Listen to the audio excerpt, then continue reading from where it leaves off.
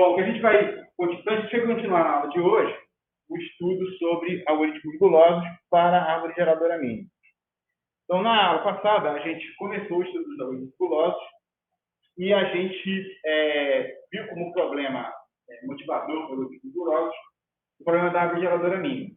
Né? E para esse problema, a gente viu o algoritmo de Prim, que, usando o método guloso, resolve o problema da árvore geradora mínima com complexidade. Foi mesmo? Complexidade O de E vezes log de V, a base 2. Certo? Na aula de hoje, a gente vai estudar um segundo algoritmo, também guloso, para resolver o mesmo problema da árvore geradora mínima. É o algoritmo de Kruskal.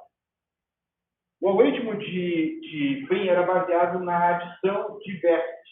O algoritmo de Kruskal é baseado na adição de arestas ou de arcos. Ele adiciona um arco de cada vez na ordem crescente dos custos. Certo? Nesse caso, a escolha gulosa é dos arcos.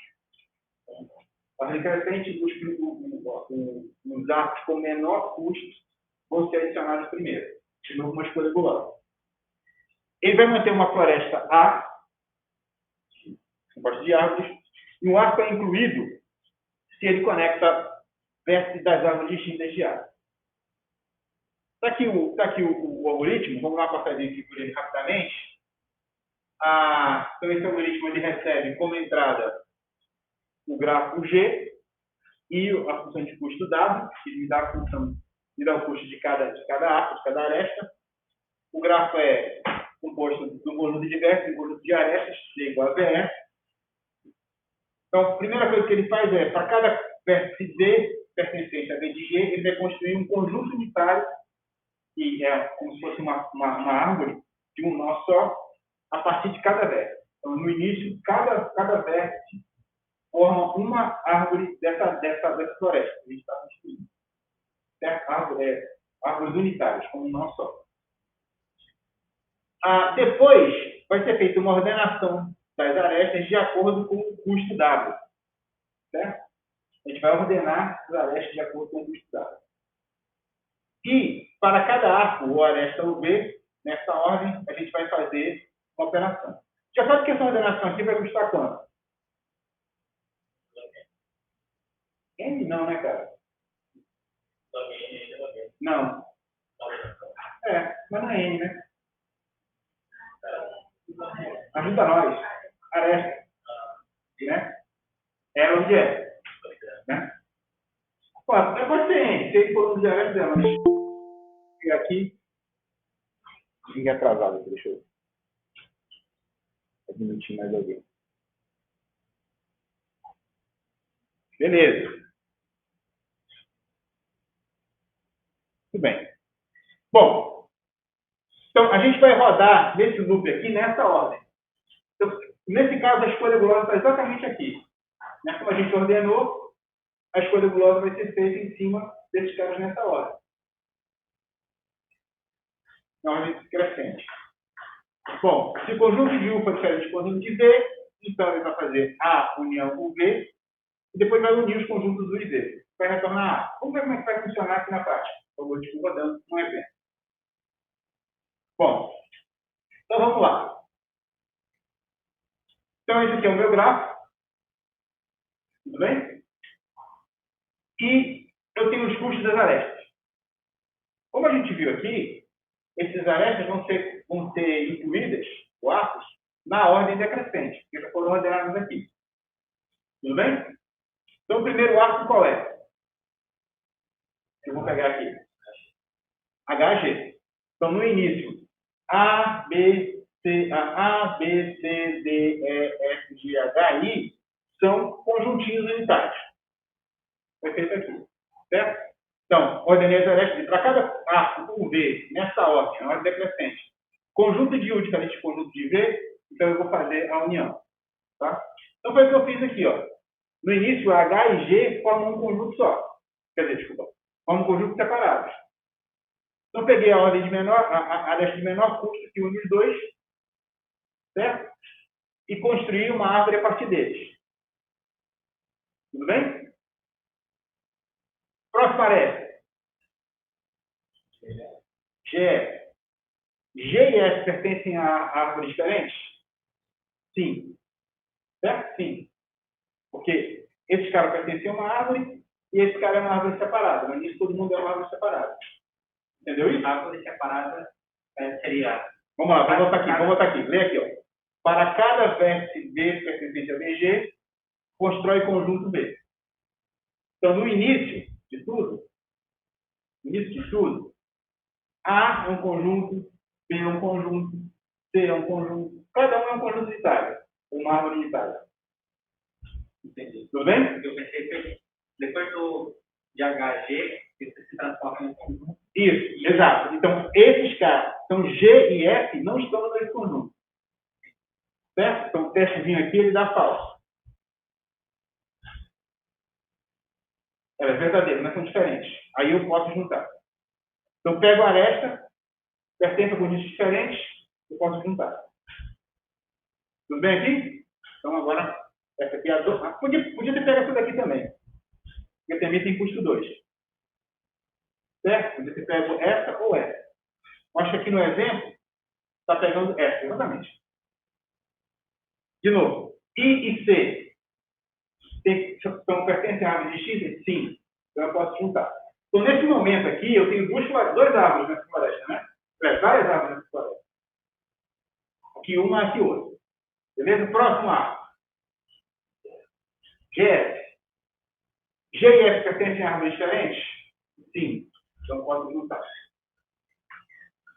Próximo.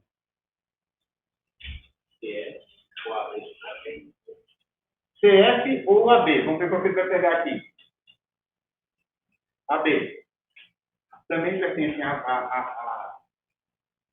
florestas distintas, árvores distintas. Agora sim, CF. Certo? Próximo. CD ou HI? HI pode juntar? Não, porque eles já estão no mesmo conjunto, ou na mesma árvore. Então só pode ser CD. CD. Ah, não, tinha um 6 aqui, né? A gente não viu. Tinha um 6. Mas também não pode usar ele. Né? Não pode usar ele. Pronto, CD.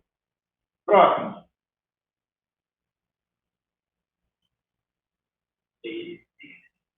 BC pode, né?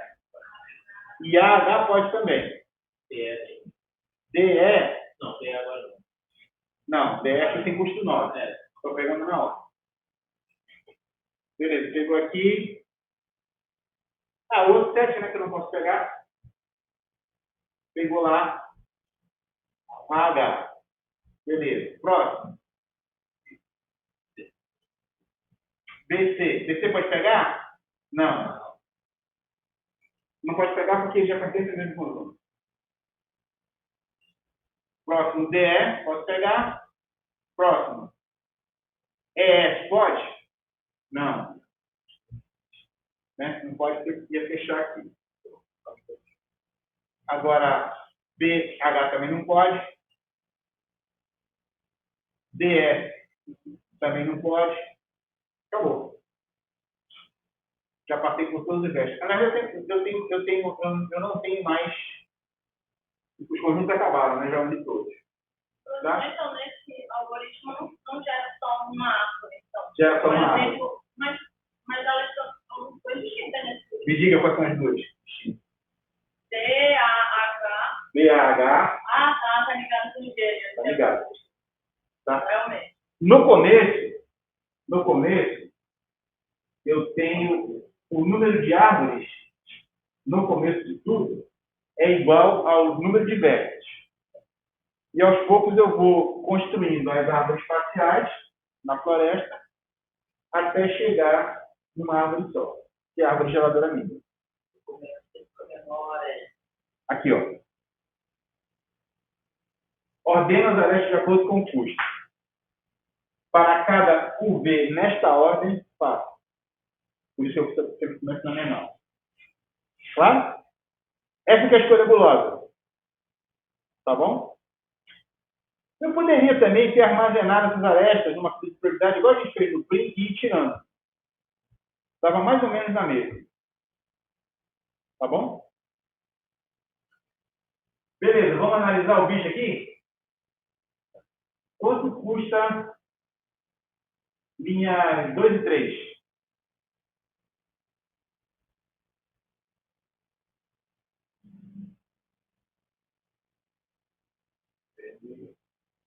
Tem N aqui. N? Tem N. V. Pode ver, né? Tá bom? Que é o número de versos. Tudo bem?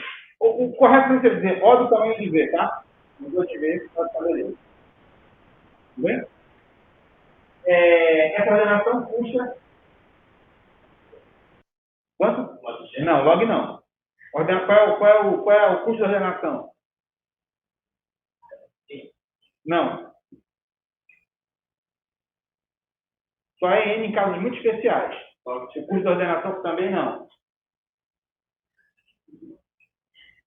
Galera, custo da N ordenação. log de N? Como é que é? N log de N? Log de N. Ou V log de V no caso. Tá? V log de V. Tá? Então, o pior caso da ordenação é N log de N. Só é N em casos especiais, quando a gente pode aplicar aqueles algoritmos lineares, que não é o caso geral. Tá bom? Beleza. Bom, então aqui já sabemos que eu tenho V e aqui é de log de E. Tá? Como V é sempre menor do que E, no mínimo esse algoritmo aqui é log de E. Tá? Já sabemos disso. Beleza, agora vamos ver essa confusão aqui. Bom, eu vou ter que passar aqui por todos os arcos, certo? Então esse troço aqui é E vezes. Certo? E aí eu tenho aqui umas coisinhas que vão acontecer. Em particular, eu tenho que saber quanto custa fazer a união. Tá certo? Eu não vou fazer a união todas as vezes, mas aqui eu tenho o custo da união dos conjuntos. Ok? Bom, esse custo da união ele depende de como é que eu estou implementando esse conjunto. Vamos já ver as alternativas aqui. Passando aqui. Pessoal, uma coisa que antes de eu ir para a análise mesmo, está entendido o algoritmo, como é que funciona? Ele é bem mais fácil que o PRIM. Né? Bem mais fácil que o PRIM. Vamos só ver se ele é mais caro, né? Ou se ele custa a mesma coisa. Mas ele é até mais simplesinho que o PRIM. O PRIM qual que era o mesmo custo? É log de V. Né? Já sabemos que o PRIM é mais barato. Por que você tem que o PRIM é mais barato? Antes da gente terminar a análise, eu sei que o PRIM é mais barato. Por quê? A gente já sabe que esse cara aqui, no mínimo, ele é o quê? No mínimo, ele é log de E. E o outro, a gente já sabe que ele é V log de V. Desculpa, é V log de E. Mas E, geralmente, é maior do que V, porque geralmente tem mais arestas do que vértices. Então, esse cara aqui já é mais caro. Tá bom? Isso já sabemos. É maior que V. Geralmente é maior do que V. Se só tem dois vértices... Não, peraí. Na verdade, tem uma aresta e dois vértices. Mas se tiver três, eu já preciso ligar todos eles. Menor ou igual. Tá? Então, veja como a análise de algoritmo é bacana. Com o tempo, a gente não precisa fazer muita conta para entender para onde é que está indo o algoritmo, né? Se a gente botar para funcionar na intuição, não precisa nem fazer muita conta. Rapidinho a gente olha o algoritmo e pá, já sabe o que vai acontecer. Tá? Isso que é importante em PA, tá? Fazer conta é importante saber fazer as contas. Vocês precisam saber. Mas o mais importante mesmo é a gente desenvolver a intuição algorítmica, né? De quanto que vai custar o algoritmo sem a gente ter que fazer muita conta. A gente bate o olho e já sabe mais ou menos o que vai acontecer. Até porque quando a gente vai fazer a conta, a gente sabe se a conta vai estar certa ou errada pelo resultado deles. A gente sabe mais ou menos o que vai acontecer. Tá? Ok? Viu uma ordenação no negócio? Putz. já sabe que vai acontecer alguma coisa que vai ter que ordenar em login. Não vai ter jeito. Tá bom? Tranquilo? Pessoal, vocês estão me ouvindo bem aí, pessoal remoto? Sim. É porque eu estou sem microfone hoje. Estou testando o microfone da câmera. Quando o pessoal está falando aqui, vocês estão ouvindo o pessoal falar? Alguém fala aí, dá um oi. Pessoal. Não, dá pra ouvir não. Eu pelo menos não consigo entender não. Tá. Pessoal, quando alguém fizer alguma pergunta, a gente vai testar. Porque foi por isso que eu conto. Para começar, é mesmo Mas- que vai botar na cabeça, é ótimo, né? Com o microfone também não dava pra ouvir não, professor. No microfone eu sei que não dava, mas esse cara aqui, teoricamente, ele deveria estar captando o ambiente. Por isso que eu estou estranhando. Mas vamos lá. Mas, professor, só entre os dois, o áudio do microfone fica bem mais claro, comparado com o da câmera. Ah, o microfone da Madonna fica melhor do que o da câmera, é? Sim. Fica bem melhor. Ah, tá bom. Mas dá pra ouvir aí? Dá. Eu só É um dia que eu possível. vou ficar de óculos aqui, vou tirar a máscara e o microfone. Esse dia vai ser um dia feliz. Vamos lá. Todos já acompanham os números. Sabe já posso tirar? Sabe já posso tirar? Sabe já posso tirar? Bom, então sabemos lá, né? A nossa inicialização é ODV, aquela parte inicial do constrói de conjuntos. Vimos que a ordenação de arestas é log de E. E a θ, porque a gente está assumindo aqui que a gente não vai usar o coeficiente, por exemplo, que é exatamente quadrático. Então, o tempo justo seria log de E, porque é θ. E a gente tem O de E chamadas para conjunto D. E aí é O mesmo, né? Porque é o pior caso, né? Certo? Vai chamar esses caras aqui. É O mesmo. Tudo bem. Vou voltar.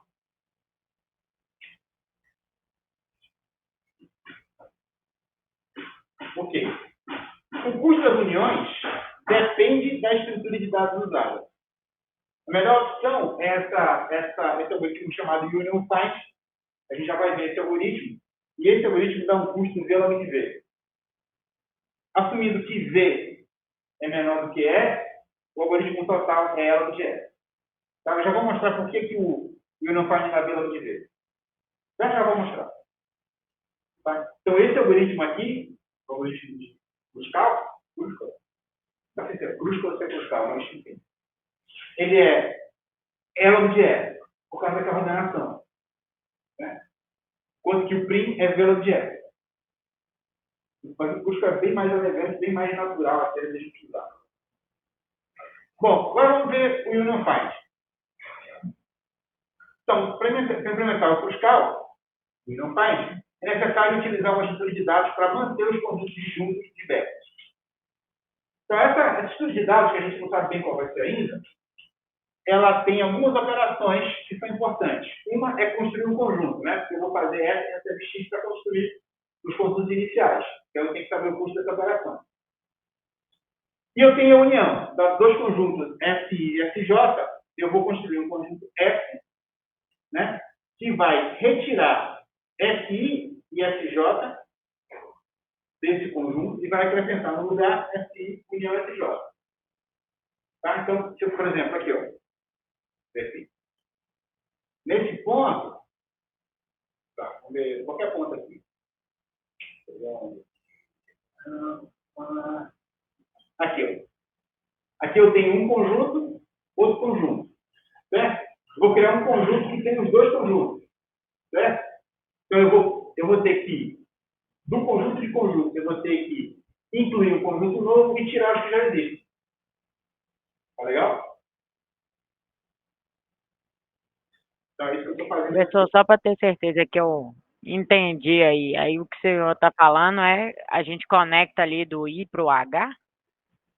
Olha só, Luiz, vamos mudar aqui no algoritmo, para ter certeza. Ó, lembra que eu tenho vários conjuntos, né? Uhum. Certo? Inicialmente. Quando eu conecto um vértice, certo? Eu vou unir dois conjuntos. Uhum. Certo? Ou seja, o conjunto de U deixa de existir, o conjunto de B desse de X e eu vou ter um conjunto que tem Tá. um B. Tá, Tranquilo? tranquilo. Tá. Então, nesse caso aqui, eu tinha nesse ponto, deixa eu ver aqui, ó, nesse ponto aqui, eu tinha um conjunto que tem HG e um conjunto que tem IC. Quando eu juntar esses versos, por exemplo, pegando essa aresta aqui, acho que não é o caso aqui não, mas vou pegar essa aresta aqui em G. Então, estou criando um novo conjunto que tem H, G e IC. E eu estou removendo o conjunto que tem IC e HG. Beleza. Por que eu tenho que fazer isso? Porque quando eu checo se eles pertencem ao mesmo conjunto, eles têm que estar no mesmo conjunto e não podem ter conjuntos separados. Beleza? Beleza. Seguir. Muito bem. E eu tenho que ter a operação conjunto desse, que retorna SI, tal que X pertence ao conjunto. Então, essa estrutura de dados tem que implementar as três operações. Aqui constrói um conjunto, aqui cria um conjunto, aqui faz a união dos dois conjuntos e aqui determina a presença de um elemento no conjunto. Tá? Bom, a estrutura de dados ela vai ser feita usando uma lista linear encadeada, que vocês já conhecem de outros carnavais. Né? Então, olha só.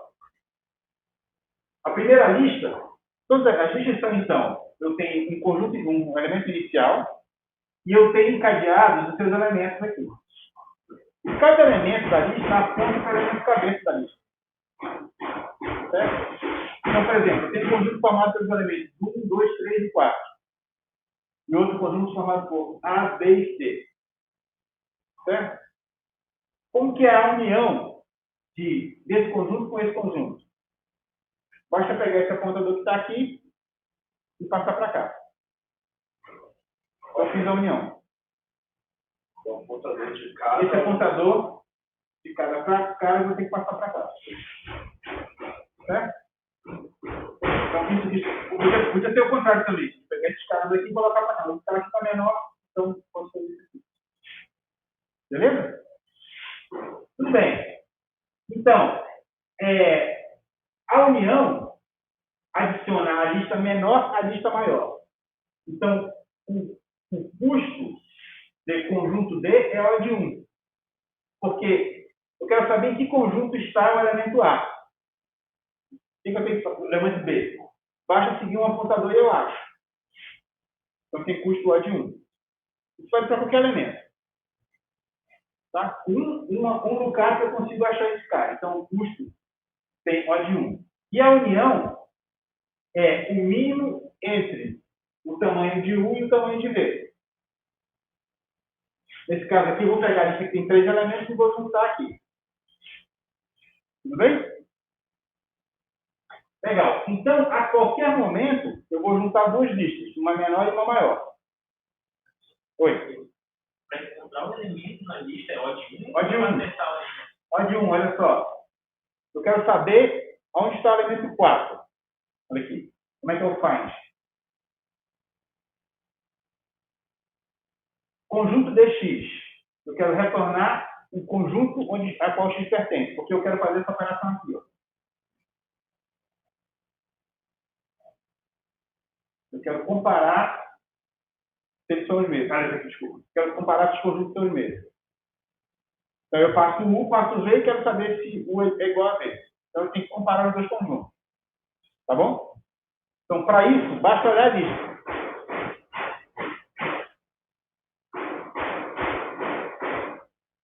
O primeiro elemento de cada conjunto aí indica qual é a. Exatamente. Esse é o suficiente. Tá? Por exemplo, em que lista está 4? Na lista que 1 está cabeçando. Em que lista está o 2? A mesma lista. Então, o resultado dá o mesmo, a comparação dá igual. Em que elemento está o C? Em que elemento está o 4? 1. É diferente. Então, eu posso fazer a união. Tá bom? Tranquilo? Então, o custo do faz, do conjunto D... Uma observação, não tem só que apontar, né? O 4 tem que apontar para o A também, né? Por quê? Para ele poder se encaixar no conjunto de baixo. Não, peraí, você está falando do conjunto D ou da união? Da união. Da união. Da união, olha só, basta que esse cara, esse cara e esse cara apontem para o mesmo pai, para o mesmo elemento central. E o 4 aponte para o A também, não? Sim. Sim, verdade. Para poder encadear, senão eu não consigo andar, verdade. Não consigo andar. Mas então, eu quero saber o fato, eu só deixo a cabeça dele. É isso. Precisa ir tipo do 1, verificando se tem um 4. Não, a operação não é essa. Eu quero saber o seguinte, a que conjunto pertence o 4? Porque eu quero comparar que eles pertencem ao mesmo conjunto. Tá bom? Lembra disso? É o de 1. Tá? Mas a união, eu vou ter que pegar todos os elementos daqui e trazer para cá. E vou ter que fazer essa última ligação. Mas isso é só uma vez que eu vou fazer. Esse custo é constante. Basta ligar o último elemento daqui com o primeiro elemento daqui. O ruim aqui, o que é assintoticamente crescente, é ter que andar na lista toda. Tá bom? Por isso que a gente desprezou isso daqui. Mas tem essa operação. Digamos, o tamanho dessa lista mais 1. Que assintoticamente é o tamanho da lista. Tá bom? Vai chegar no último, eu tenho várias comparações. Chegar no último. Não precisa. Porque eu não tenho que comparar. Basta pegar todo mundo daqui e colocar para cá. Ó, o que é? É a união de U e V. Eu sei quem é o pai de U com U no K. E sei quem é o pai de V com U no K. Então eu vou ter que andar toda essa lista aqui para pegar todos os elementos daqui e ligar com o pai da outra lista que eu sei qual que é. Então não precisa andar nessa lista, basta andar nessa. Por isso que é o mínimo. Eu vou fazer isso para menor. Tá bom? Tranquilo? Legal. Mas vejam que, à medida que eu vou fazendo as uniões, as listas vão ficando menores, concorda? Ou melhor, não a lista, mas o número de listas vai ficando menor. Certo? Vai ficando menor. Então eu tenho menos uniões para fazer, à medida que eu vou andando. Certo? Eu nem fiz nada e o cara está me perseguindo. É quando tem algum jeito que bota a mão aqui que ele entende o que eu estou falando. Estou falando preso. Vamos lá. Professor, se trocasse apenas o apontador do A, é apontado de para o 1. Aí se eu quiser saber onde é que está o C, o que eu tenho que fazer? Isso A. 2 vezes. O A, depois 2 vezes. E eu tenho que fazer isso para cada um desses caras aqui. talvez. Exatamente, Ter que. para poder facilitar o conjunto dele, a busca. Tá bom? Muito bem. Bom, seja C de V o número de vezes que um vértice D é movido para um novo conjunto maior. Tá? Então, de vez em quando eu vou pegar um elemento e mover para o conjunto maior. Quando eu fizer a união. Tá certo? Então, C de V é o número de vezes que um vértice D é movido para um conjunto maior. Cada vez que V é movido, o novo conjunto tem que ser de tamanho pelo menos dobrado. Ó, na união 1, eu tenho um conjunto de 2 elementos. Certo? Aí eu juntei, vou ter 2 no novo conjunto. Certo? Na união 2, eu tenho um conjunto de 4 elementos.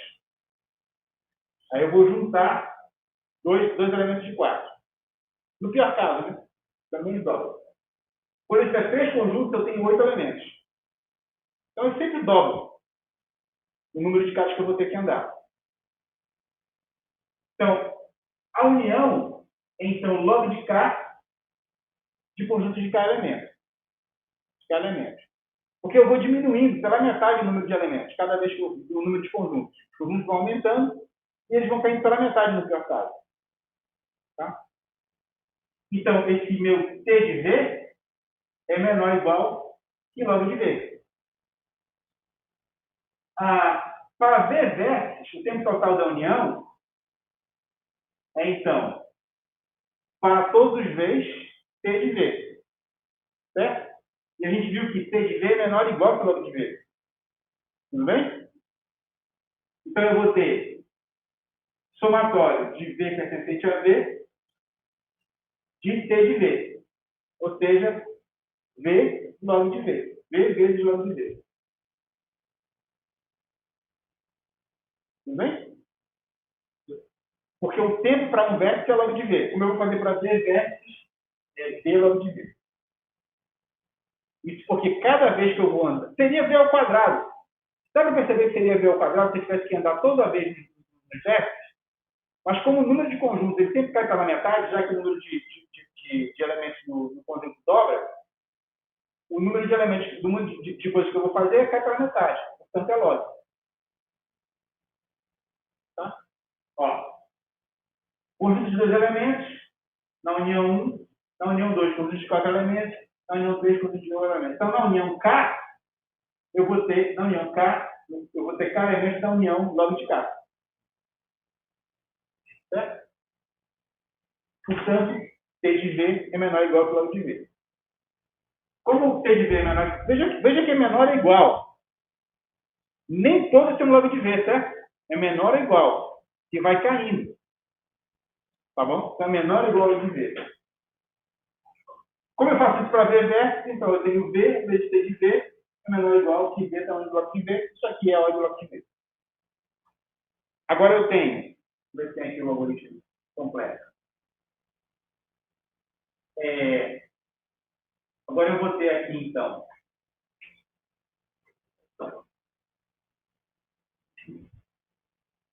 V, certo? Log de E, não, E vezes log de E e V vezes log de V. Assumindo que E é maior do que V, né? Então eu vou ter E log de E, tirando os dois de menor hora. Tranquilo? Então pronto, esse algoritmo aqui é O de E log de E, enquanto que o algoritmo de prim, ele é V log de E. Tá bom? Um pouquinho melhor, né? Para grafos mais densos, esse cara aqui vale a pena. Mas se o grafo é menos denso, o outro denso, sim, número de arestas, né? O outro cara lá é melhor. Tá? O prim é melhor. Beleza? Então, vamos lá. Só recapitulando aqui. Os dois algoritmos, eles resolvem o mesmo problema. E qual é o problema? Árvore geradora mínima. Certo? O problema da árvore geradora mínima. Dado um grafo conexo, ponderado, não dirigido, certo? Eu acho a árvore de custo mínimo que liga todos os vértices. Veja que tem que ser uma árvore, tá? Porque se for um grafo, se eu tirar uma aresta, o custo será mínimo. Então, a árvore essa estrutura que liga todos os vértices, com custo mínimo, só pode ser uma árvore. Porque se for um grafo, eu tenho uma repetição lá dentro. Tá bom? Então tem que ser uma árvore. Beleza? Então, então vamos lá. Dois algoritmos para resolver o mesmo problema. O algoritmo de prim e o algoritmo de Kruskal. Os dois algoritmos fazem escolhas gulosas. No caso do prim, ele escolhe a aresta que, quando adicionada ao conjunto, tem o menor custo, né, o menor custo, o vértice, e esse cara escolhe as arestas na ordem crescente. Então, são dois exemplos de algoritmos que fazem escolhas gulosas. Beleza? Então, pronto. Vimos o nosso primeiro problema. Sim, uma coisa. O problema da árvore geradora mínima é chamado de um problema de otimização. Tá certo? Por que problema de otimização? Porque eu tenho uma função de custo para ser otimizada. Né? Nesse caso, minimizada. Otimizada é ou maximizada ou minimizada. Nesse caso, minimizada. Qual é a função de custo? É a soma total dos custos das arestas da árvore. Certo? Ela deve ser a mínima possível. Tá legal? A gente vai ver aqui, esse é o nosso primeiro problema de otimização na prática. Tá? Mas a gente vai ver muitos outros. Eles são muito comuns, os problemas de otimização em gráfico são muito, muito comuns. Vários problemas de otimização em gráfico existem, um monte de problemas importantíssimos na ciência da computação, problemas de otimização em gráfico. ou para maximizar ou para minimizar o custo. Pode tentar minimizar. A gente vai ver vários outros aqui do aula do curso. Tá? Vamos já ver o próximo aqui. Beleza? Dúvidas? Está todo mundo seguindo no mapa, né? Não sei se estão perdidos, não. Você sabe exatamente o ponto de estão, né? Beleza. Pô, se eu tivesse aplicado a NAP, já teria terminado a aula aqui agora. Como não apliquei, então agora tem mais aula, né? Adiantar aqui um pouquinho nosso serviço. Próximo problema. Problema 2. Caminhos mínimos. Tá? O problema dos caminhos mínimos também é um problema de otimização em gráficos. Tá? Relacionado com o problema com o problema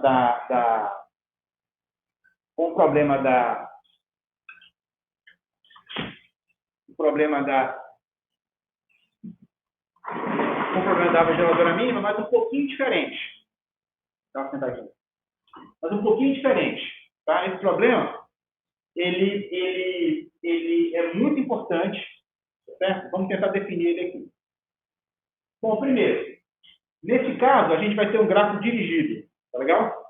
Ou seja, agora, as minhas arestas, elas têm orientação. Eu tenho uma direção para as arestas.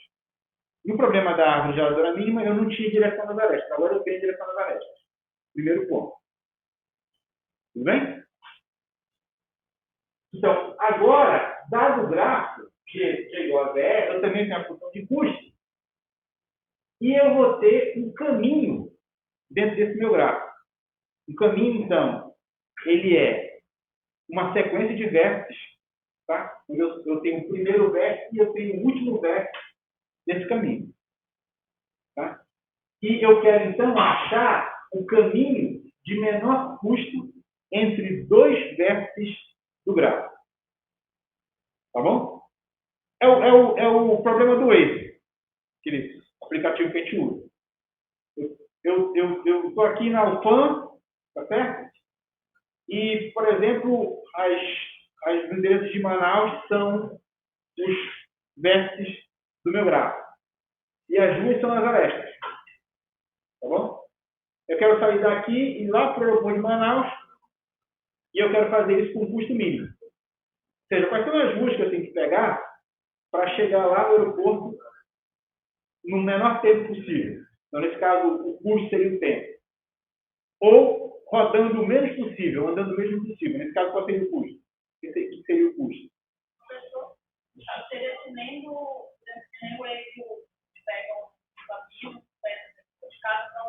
Isso. Aí ele não dá o caminho. Exatamente. No caso do Waze, ele usa uma combinação de fatores, né? Que, no fundo, é baseado no tempo.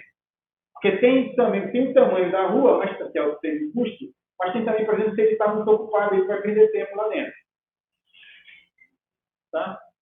Então, ele te dá o caminho mínimo baseado nas condições atuais. Eventualmente, ele vai atualizando. Acho que a prioridade é o tempo. Nesse caso, o custo é o tempo. Tá? Mas poderia ser, por exemplo, se eu tenho uma companhia aérea, eu tenho a malha aérea, né? E eu tenho o custo da passagem aérea para eu mandar um produto daqui para Porto Alegre.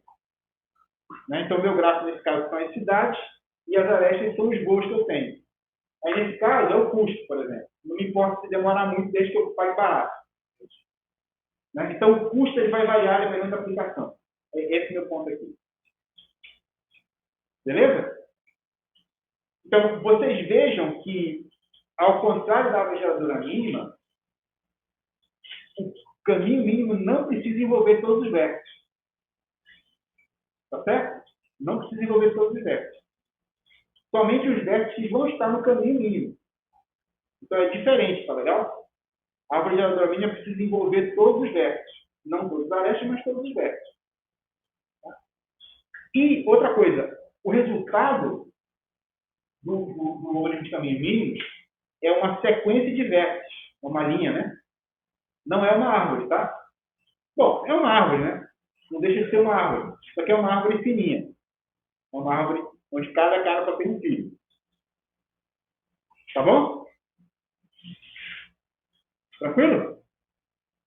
Bom, a gente vai ver aqui dois algoritmos gulosos para resolver o problema dos caminhos mínimos. Primeiro, o algoritmo de Dijkstra, que a gente vai começar na aula de hoje, não sei se vai dar tempo de terminar, talvez dê. E o algoritmo de Bellman-Ford, que a gente vai certamente ver na aula que vem. Tá legal? O algoritmo de Dijkstra é muito famoso. O Dijkstra é muito famoso, né, um dos principais teóricos da computação. E reza a lenda que ele resolveu um problema, fez o algoritmo de Dijkstra num papel, um guardanapo de papel esperando a namorada. Na lanchonete da universidade. Não sei se é verdade isso, mas A namorada que resolveu, então. pois é.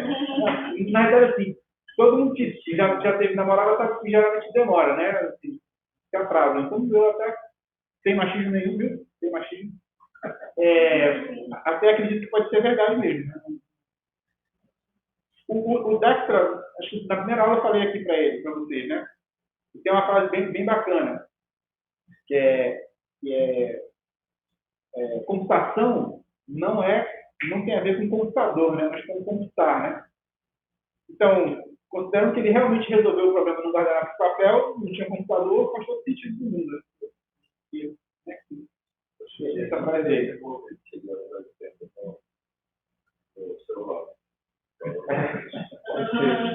Tem razão. Beleza. Bom, existem algumas variações do problema de caminhos mínimos, tá certo? Existe um caminho mínimo de fonte única, ou destino único, né? Onde eu saio de um verso e vou chegar num outro verso exatamente. Tá? Para encontrar o caminho mínimo de um dado verso, ponto para todos os rastros, ao contrário. Onde eu quero encontrar o caminho mínimo de um verso dado para todos os outros versos. Então, eu quero saber, por exemplo, qual é o caminho mínimo para todas as cidades. Tá? O par único, que é o do eixo, né? Dado dois versos, achar o menor caminho desse eixo, a solução do problema que continua serve para esse problema. E tem o problema de todos os pares, encontrar o caminho mínimo de todos os pares de versos do grafo. A solução para esse problema de todos os pares é um problema de uma programação dinâmica, que é a nossa próxima técnica. A gente não vai ver ele agora. Tá bom? Oi? A, B, C e D. Aí seria de A para B, A para C, A para D, aí B, a mesma coisa. Eu quero saber qual que é o caminho mínimo de todas as cidades do Amazonas. Tá? No primeiro eu quero saber qual que é o caminho mínimo de Manaus para todas as cidades do interior do Amazonas. E o par único eu quero saber a distância de Manaus para Manacapuru, para o único de tudo. Manacapuru é uma cidade da Serra. O caminho mínimo é o único que tem. É o mínimo e o máximo. Professor, o todos os pares não é rodar o par único várias vezes, não? Pode ser também, mas tem solução melhor, mais eficiente, que a gente vai ver depois. Tá bom? Beleza. Surpreendentemente, vamos para aqui um pouquinho. Bom, uma coisa importante, vocês lembram?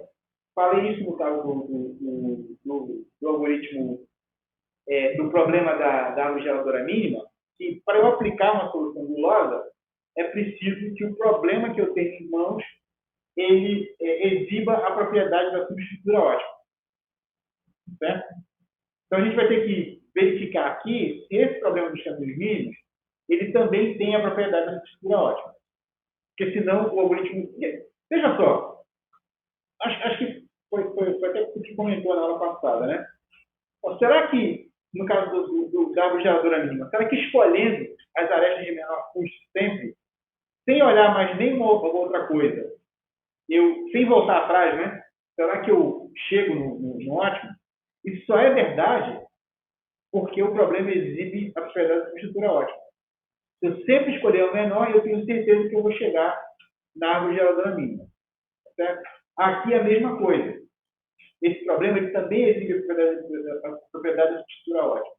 No sentido de que se eu fizer uma escolha gulosa, nesse caso vai ser sempre do verso menor custo, eu também vou chegar no caminho mínimo. Tá? Em cada ponto do meu caminho, eu falo assim, bom, Eu vou por essa rua ou por essa rua? Aí eu decido ir por essa daqui porque, por exemplo, ela é mais curta. Cada curta eu vou decidindo, então eu estou indo para o caminho ótimo. Isso que se chama escolha gulosa. No caso, todos para todos. Que sentido tem fazer todo mundo se... Vamos deixar essa discussão um pouquinho para depois, porque atrapalha um pouco a gente pensar. Depois vai ficar claro, tá? Como é que o algoritmo funciona. É porque tu já está pensando algoritmicamente no algoritmo, tá? Eu estou tentando deixar ainda no alto nível o problema. A gente já vai chegar nos algoritmos daqui a pouco, tá bom? Professor? Oi? Você disse que a cada ponto a gente pensa, a gente avalia as opções que a gente tem e escolhe a de menor custo, certo? Sim. Mas e se a escolha que eu levar, ela for, vou dizer assim, entre aspas, enganosa, porque os próximos pontos dela são maiores do que se eu tivesse escolhido uma outra anteriormente que era maior, mas posteriormente seria menor. Não sei se deu pra Pois é. O que eu estou te dizendo é que se o problema ele exibe a propriedade da subestrutura ótima, isso não vai acontecer. É exatamente o que eu quero te dizer. Veja que no caso da, vamos pensar aqui no caso da árvore geradora mínima. Tu lembra que quando eu estava num determinado nó, eu verificava qual que era a aresta que me conectava à árvore que eu estava construindo com o menor custo. O que isso está me dizendo é que, eventualmente, eu estava escolhendo errado. E eu te provei, na aula passada, que se eu sempre escolher a menor, eu não estou escolhendo errado. Sim, entendi. Certo? Então a gente vai organizar esse problema aqui de uma forma que isso não vai acontecer, que eu falei, né? Vai organizar o problema de uma forma que isso não vai acontecer. Na realidade, se o problema tiver essa propriedade, eu posso dar um algoritmo guloso que eu vou chegar na ótima. Tá bom. Entendi. Tá bom? Essa a prova importante aqui. Toda vez que eu tenho um problema que exibe essa propriedade de estrutura ótima, eu posso com certeza usar um algoritmo guloso que eu vou chegar na solução ótima.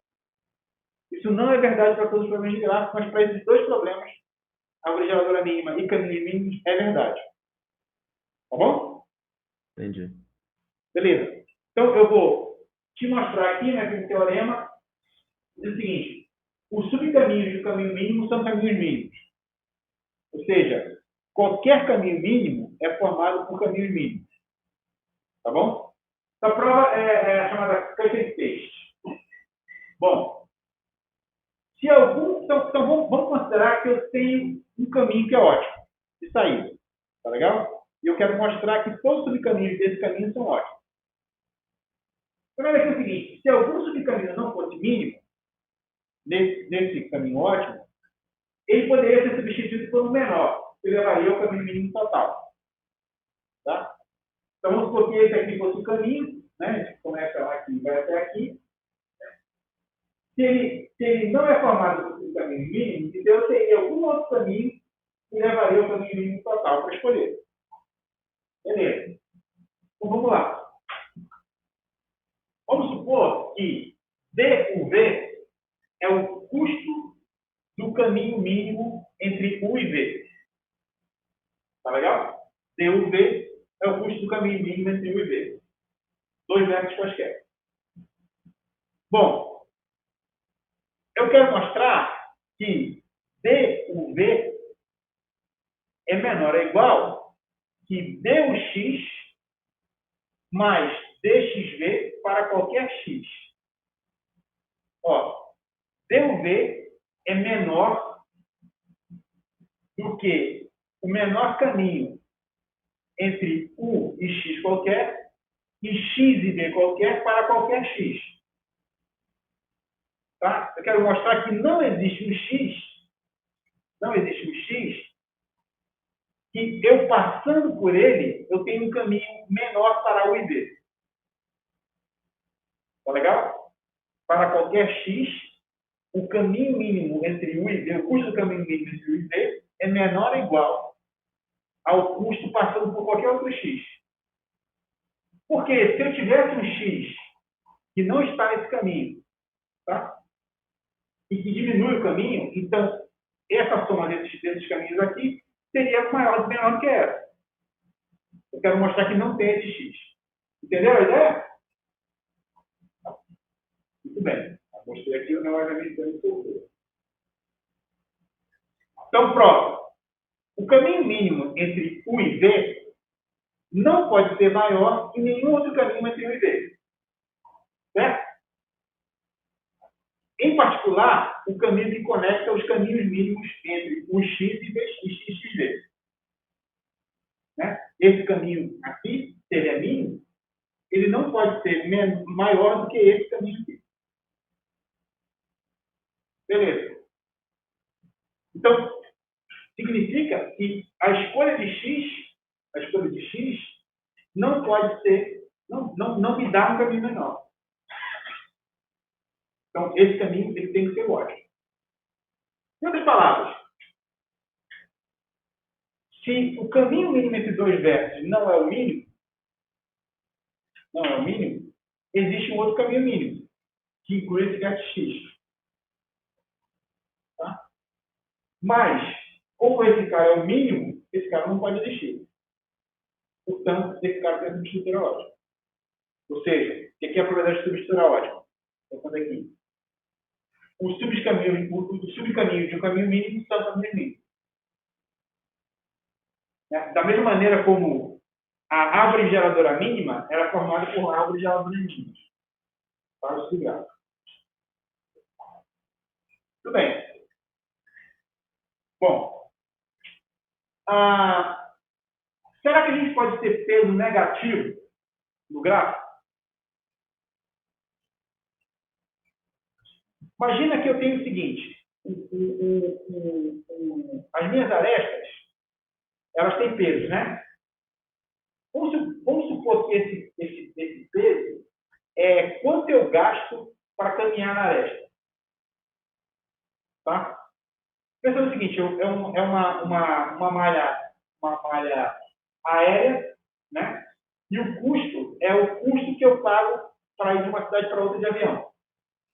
Beleza? O que seria um peso negativo?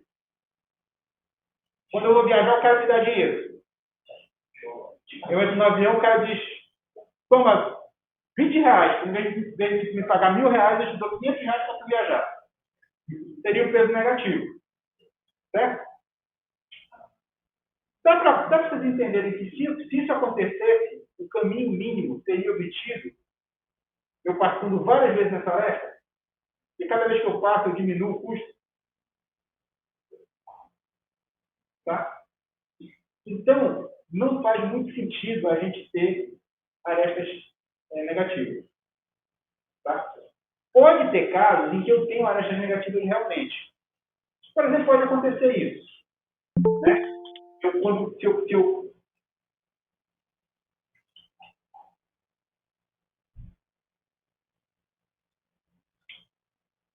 Se eu passar por aquela rua, eu tenho um desconto.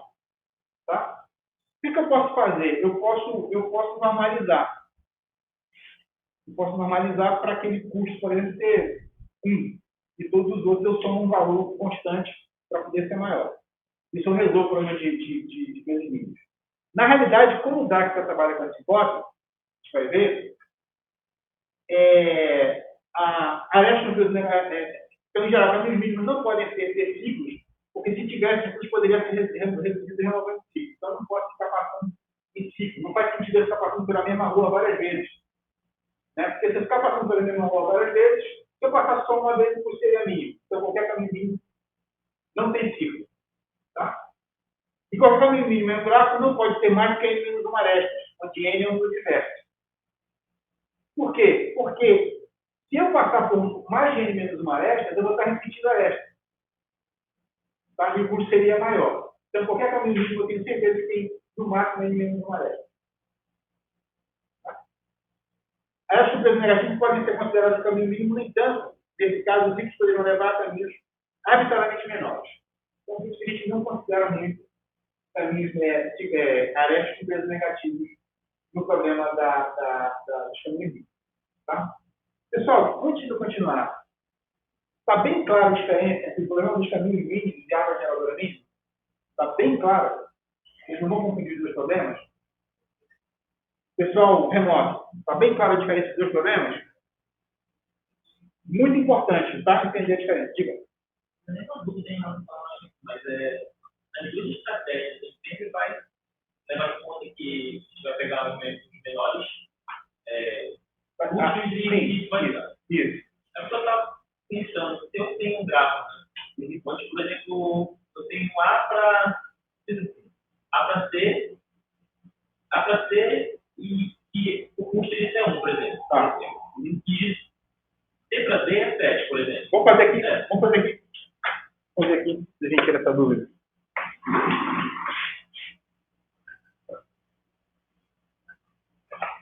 Eu sou um cara tão esquecido que quando você foi no supermercado comprar banana e laranja, eu vou trazer provavelmente abacaxi, por isso que eu anoto. Beleza. Então vamos lá. Fala. Tem um A para C. A. Pessoal, vocês estão vendo aí o gráfico que eu estou desenhando? Faz um zoomzinho. Estão vendo aí? Não. Não? Se clicar em fixar, aumenta o zoom, dá pra ver. Ok. A. Para D e custo é 1. Dirigido ou não dirigido? Não dirige. Não dirigido. Para C e o custo é 1. E C para D, custo é 7. D e o custo é 7. Aí eu tenho que A para E, A para E, o custo é 7. o custo é 7. E de E para D, É para D, o custo é 0, por exemplo. 0. Se eu pegar o mínimo, eu não vou para o A, eu não vou para o C, e depois eu Está saindo de onde? do A para eu quero ir para o D. Tá, então, a gente vai rodar. O que a gente quer saber? O caminho O mínimo. caminho mínimo. Tá bom. Eu ainda não mostrei o algoritmo, né? Então, você está me dando um algoritmo que eu não sei se funciona. O que eu vou fazer aqui funciona. Se for a árvore geradora mínima, a gente pode fazer, mas o último a gente já não viu aqui. Tá bom. Do A para o C, eu pegaria o mínimo. Eu pegaria o mínimo entre o A para o C e o A para o E, no caso. O menor caminho. Então, A, seria isso. A C Você quer chegar onde? no D. No D. Tá. E aí, a única possibilidade que eu tenho é ir para o D, né? Que eu já estou lá. É claro. E esse cara teria custo 7. 8. Não. 8, desculpa, 8. Mas aí eu fui no caminho de menor custo, né? Mas se eu fosse pelo outro, que é de maior, seria o custo 7, né? Embaixo. Verdade. A gente ainda não viu o algoritmo, né? Ah, tá. Ah, tá bom. Tá bom. Tá aí. A gente vai chegar lá. Beleza. Tá bom? Beleza. Vamos já chegar lá. Beleza. Muito bem. Uma boa pergunta. Vou ver se eu consigo um algoritmo que, fazendo escolhas bolosas, chega no menor. Tá bom? Muito bem. Antes da gente continuar, a gente vai ver essa operação chamada relaxamento. Bom, para cada vértice no gráfico, a gente vai manter um valor D de V. Vocês viram? Tinha isso no algoritmo Sprint, que é uma estimativa do custo total do caminho. O valor vai ser inicializado como infinito, já que eu não sei. Relaxar um arco UV consiste em testar se é possível melhorar o caminho corrente para V passando por U. Então, vamos supor que, em determinado momento, meu gráfico está desse jeito aqui. O custo para chegar de um vértice qualquer em U é 5. Tá? E o custo para chegar de um vértice qualquer em V é 9. Tá? Mas olhando aqui, e agora que eu descobri essa aresta, eu vou ver o seguinte, bom, eu consigo chegar em 9, no V, passando por U. E o custo será qual? O custo para chegar em U mais quanto? 2, que é 7. Então, esse custo é menor. Então, eu descobri o caminho mais curto para chegar em 9 do vértice onde eu estou vindo. Tá bom? Então, eu posso relaxar esse peso. Esse peso aqui que eu estou falando. O D de V. Quando eu falo um vértice qualquer, seria o quê? O vértice qualquer, eu estou saindo do banco. O vértice que eu quero chegar. O vértice onde eu estou saindo. O vértice Onde eu estou saindo. Tá? de De partida. Para chegar no aeroporto é 1, para chegar na Ponta Negra é 9. No caminho que eu sei até o momento. Depois eu descobri que para chegar na Ponta Negra, na Ponta Negra, tem um custo menor. Então mudou meu caminho. Isso implicaria ter que repetir alguns caminhos. Calma. Não implica em nada. Isso é isso que eu estou falando. Tá bom? Só isso. E se no vértice, se não tiver um caminho pro... É infinito aqui, por enquanto. É infinito aqui. No começo eu não sei caminho nenhum, então tudo é infinito. À medida que eu vou andando, eu vou descobrindo os caminhos. Tá bom? Não implica em nada, só isso que eu estou falando mesmo, tá? Professor? Então, a operação de relaxamento faz isso aqui. Troca esse custo DZ pelo custo da área que eu acabei de descobrir. Veja que isso não acontece nesse caso. O custo que eu tenho para chegar em 1 até o momento é 5, vindo do verso de origem. E para chegar em V é 6 até o momento, vindo do verso de origem. Mas o relaxo aqui, ele não vai mudar esse caminho. Porque ele fica aí no custo 7. Então, o relaxo V não faz nada. Tá bom? Beleza? Então, o relaxo é um VW, onde W é o custo entre U e V. Se DV maior que DU mais WV, então DV recebe DU mais WV, o novo custo, e liga U a V. Se de V, pai de V, recebe U. Faço o caminho passar por ele. Só isso. Se não, eu não faço nada. Se for maior, eu faço melhor. Se não for maior, eu não faço nada. Mas eu estou entendendo a parte do primeiro, do não chover, aí é 9. Ó, eu estou saindo da UFAM, e o custo que eu conheço até o momento para chegar no aeroporto é 5. E para chegar na Ponta Negra é 9. Né? Aí eu descobri uma nova extra no meu gráfico, mas não tinha passado por essa extra, que tem custo 2 para chegar da Ponta Negra no aeroporto. Então eu descobri um caminho menor para chegar na Ponta Negra, que é vindo pelo aeroporto. Então eu troco esse custo. Se o caminho novo que eu descobri é mais caro, eu não atualizo. Tá? Faz o último aqui, ó. Tá bom? Tranquilo? Beleza. Bom, então, o algoritmo didático, ele assume que as arestas têm pesos não negativos, pode ser 0, mas é não negativo. Usa um algoritmo guloso, similar à busca de largura. Vocês conhecem busca de largura, mas busca de largura usa uma estrutura de dados. Qual é? Hã? Não, busca de largura em grafos usa uma estrutura de dados auxiliar. Qual é? Letra A, fila, letra B, pilha. Letra C, pilha. Não, errado, fila. Quem usa pilha é a busca em profundidade. Tá? Quem não estudou busca em profundidade e busca em largura, é uma boa oportunidade de fazer isso no final de semana. Então, vou usar uma fila de prioridade Q, desde V como chave. Fila de prioridade já até sabemos como é que a gente vai implementar, né? Como é? RIP. Né? Estou sabendo o custo de RIP, tudo isso. Né? Então, a ideia básica. Eu mantenho o conjunto S de vértices já processados. A cada passo, seleciona o vértice U mais próximo, inclui o vértice U, adiciona S e relaxa todos os dados que estão em U. Isso é meio parecido com o algoritmo de primo. Vamos ver ele funcionando aqui? Depois eu mostro o algoritmo, como sempre. Pronto. Aqui o nosso gráfico. Certo? O que tem ali nas bolinhas é o D de V. E aqui eu estou partindo de um vértice de origem. Uma coisa importante sobre o algoritmo de Dijkstra é que ele calcula o caminho mínimo da origem até todos os outros vértices. Tá? Ou seja, ele é de origem única e para todos os vértices. Ele calcula. Veja, o engraçado é que isso não é mais custoso do que calcular para um vértice só. Na verdade, é o mesmo custo. Tá bom? Tudo bem? Tá. Então, vamos lá. Então, eu estou partindo de um vértice zero, vértice da origem, e o custo para chegar de S até S é, nesse momento, zero. Para qualquer outro, como eu não processei nenhum ainda, é infinito. Beleza? Ok. Tudo bem. Então, a gente vai fazer uma escolha gulosa e vai fazer o seguinte. Processando todos os versos adjacentes a S, a gente vai atualizar os pesos, os custos.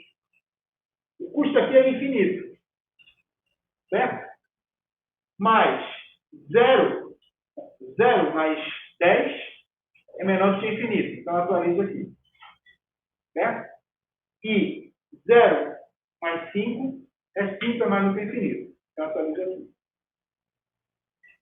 Beleza? Oi? Ok. Em particular, a gente já descobriu que é o limite para esses dois casos. Não descobri ainda não. Então, vamos lá, vamos chegar. Beleza, agora eu vou pegar o vértice que tem o menor custo descoberto até agora, que é o 5. E vou relaxar ele. 5, comparando 5 mais 3 com 10, é menor. Tá? Substitui.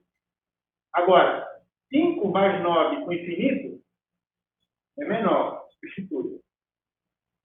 5 mais 2 com infinito é 7. Certo? Muito bem. Pego o cara de menor custo, que é quem agora? 7. Relaxo, todo mundo fica perto. 7 com 6, 13, comparado com 14, é menor. 7 com 2, 8. 7 com 2, 9. Comparado com 0, não faço nada. E mais? Só, né? 7 com 2, só esses dois, né? Próximo. Menor custo. O próximo verso. Por que não? O 7 também não é com 0, porque tem um caminho. São os adjacentes. Eu peguei todos os adjacentes ao 7. Tá? Agora, todos os adjacentes ao 8, né? Que é o de menor custo. 8 com 1, 9. Comparado com 13, é 9. 8 com 2, 10. Comparado com 5, não é menor. Tem mais algum? Não. Agora o 9. 9 com 4, 13. Não é menor do que 7. Pronto, então aqui os caminhos limites. Tá? Então, esses mais grossinhos. Então, o caminho mínimo para ir desse vértice para cá tem custo 5, para cá tem 7, para cá tem 8, para cá tem 9. Todos os caminhos mínimos e a ordem deles. Os FIIs. Tá bom? Então, esse é o algoritmo de Dijkstra. Vamos ver agora o algoritmo dele e vamos fazer o custo dele. Peraí, não vamos não. Então, vamos rapidinho. Na próxima aula a gente volta. Vou já dar outra aula aqui. Beleza. Então, entrada do gráfico, do algoritmo. G é o quê? W, os pesos. E S, o vértice de origem. Então, veja só, o algoritmo de Dijkstra, ele parte de algum lugar. Tá? Ou seja, ele é um algoritmo de origem única. Tá? E ele vai calcular a distância para todos os vértices. Todos os outros vértices. Tá bom? Então, esse seria aquele caminho de. Quer dizer, pela primeira opção, né? Isso. De Manaus para todas as cidades do interior do Amazonas. Bacana. Para cada vez que a gente ver, o D de guerra é infinito. A gente começa a brincadeira. E o D de S recebe 0. Tá? Aí eu vou guardar em S o conjunto de vértices que já foram processados durante o caminho. E vou colocar na fila de prioridades todos os vértices. Essa fila de prioridade, ela tem essa cara aqui, ó. Ela tem o vértice e o custo do vértice. Vértice, custo do vértice, vértice, custo do vértice. Tá? a prioridade é dada pelo custo do vértice. Custo menor caminho, eu sempre pego o cara de menor dele. Eu provavelmente a gente vai usar o risco para isso, né? Provavelmente. Tá bom? Beleza. Enquanto a fila estiver vazia, o extrai mínimo de quê? Então, eu vou tirar o cara com o menor DU. Inicialmente, é o F, é o vector de origem, e vou retirando à medida que eu vou atualizando os pesos. Né? Você faz esse dia cumprir, né? Uma caminha do primo. S recebe S união U. Como eu extraí o U, eu carrego ele no conjunto de vértices processados. E aí, para cada V pertencente aos adjacentes de U, de V, de U, né, que é o que eu estou processando, eu vou fazer o relaxamento. Então, o que a gente fez. É esse o algoritmo. É bem diferente da intuição, né, de chegar no cara e... porque não tem relaxamento. Né? À medida que eu vou andando, eu vou marcando. Naquele teu gráfico aqui, se eu saísse de A, né, eu teria o custo zero aqui nele. Zero. Finito. Certo? Vou pegar esse cara para cá. Que caminho mínimo, né? Oi, não moveu, né? Peraí. A gente não está vendo o mais senhor. Tá, Agora. Tá, peraí.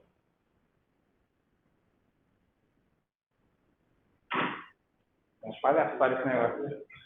Uma palhaçada esse negócio. Tira a cadeira e ainda. Deixa eu jogar, peraí. Porcaria. Subir, né? Fica rindo de mim, né? Rindo do pobre professor. Eu te vendo. Agora estamos vendo o senhor. Agora estão vendo o senhor? Estão vendo o gráfico também? Estamos. Ah, que bom. Então, começaria desse jeitinho, né? Todo mundo infinito, né? Esse cara funciona. Zero. Tiro o A daqui, processei, relaxo os vértices. Custo 1, custo 7. Certo?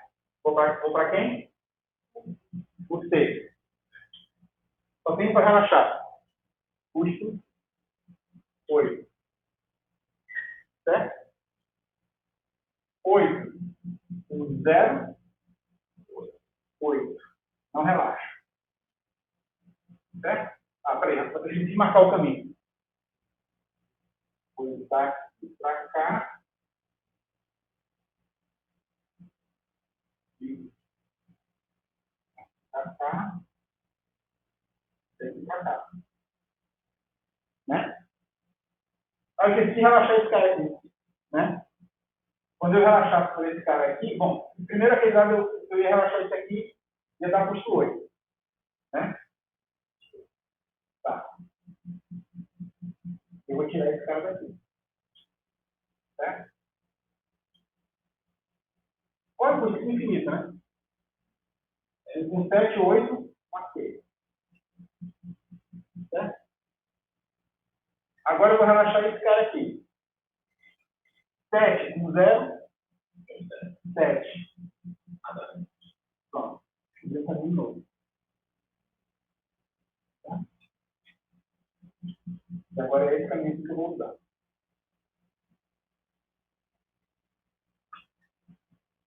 Bom.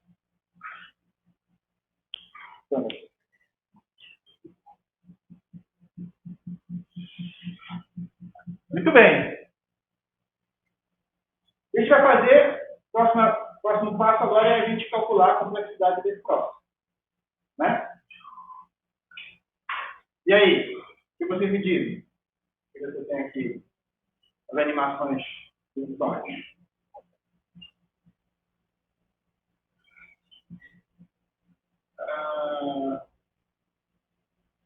Vamos parar.